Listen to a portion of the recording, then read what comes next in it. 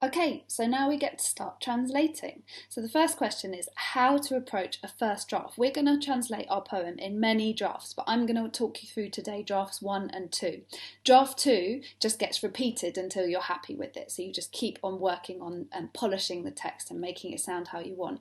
Draft 1 is a bit more practical. So draft 1 is a word for word or literal version of the poem in English. You use an online translation dictionary, and the one that I use is wordreference.com. Or you can use your dictionary at home. So you may have a physical dictionary for your language into English, and it's perfectly fine to use that too. The online translation dictionaries are often a little bit quicker, but the physical dictionaries often have a little bit more detail in them. So both have pros and cons. You can also, if you don't want to use either of those, or if you want to speed up the process a bit, you can use Google Translate. Google Translate has some flaws to it. It's not actually a translation program, because what it does really is it functions as a dictionary, because it's not a human, so it can't read tone, it can't read register, it often makes mistakes. But you can use Google to get the rough idea and some of the main words and themes out very, very quickly. It works instantly, as you know. And then work with your dictionary after that to check that that Google Translate hasn't translated something wrong. You can also ask a parent or a family friend who speaks the language that you're working out of at this stage.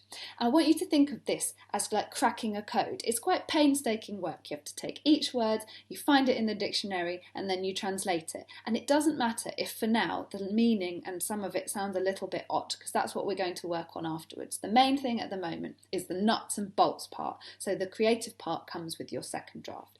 I'm going to read you my first draft and you'll see what I mean. It doesn't sound perfect by any means. So I'll read you the first 2 stanzas this time. At the end of the battle, and dead the combatant, a man came towards him and said to him, "Do not die, I love you so much." But the cadaver, alas, carried on dying. 2 went up to him and said to him again, "Do not leave us, courage, return to life." But the cadaver, alas, carried on dying. Now, we can start to see what this poem is about.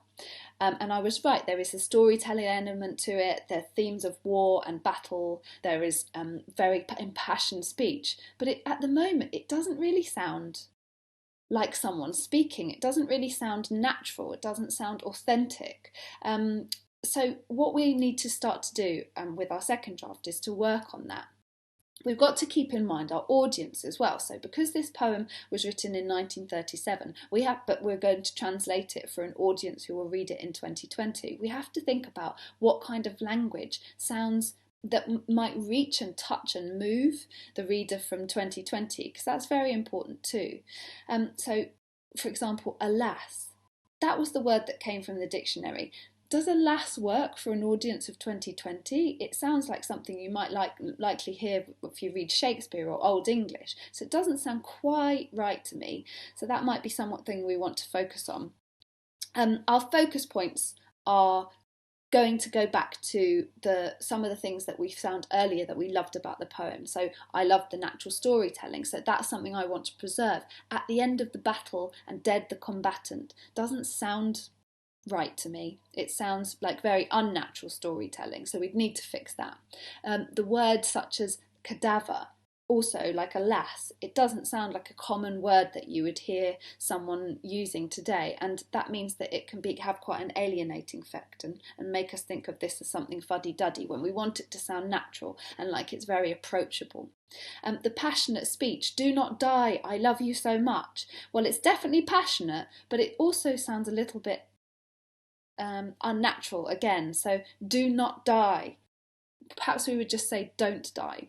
So you can see that when you get this first draft, you can start to see the flaws in the literal translation that you're going to iron out and smooth out in your second draft.